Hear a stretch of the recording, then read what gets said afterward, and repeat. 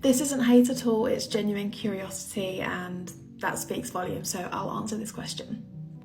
It definitely was a slow process, I will say that. It wasn't an overnight thing. I grew up in a place where there was no multiculturalism, no diversity, so I learned about it by crossing paths with someone that was Muslim, and then from there it kind of intrigued me, because when you know someone that's kind or doing so many things right in their lives, it makes you think, okay, what are they doing that I can learn from? Hence why it's so important as a Muslim to represent the religion positively and be a kind person, because that actually is the thing that leads people towards Islam the most.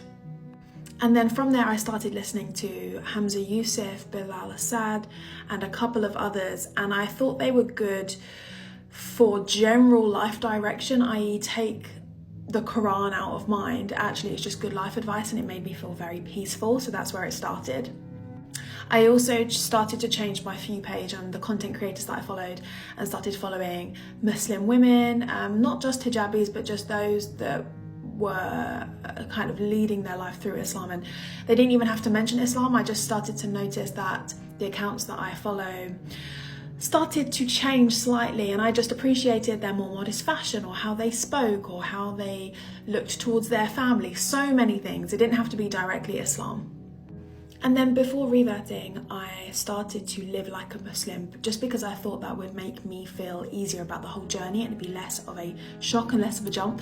So I started praying. I fasted a couple of days in Ramadan a couple of years ago, and I was learning slowly but surely. But it definitely wasn't linear, and that's what I would say my biggest bit of advice. It's not going to be linear. I definitely didn't adopt that full time, and there were times of weakness, even just last year and before I reverted, when I would go back to typical ways that other people around me were doing where I grew up, drinking, going out, partying, etc.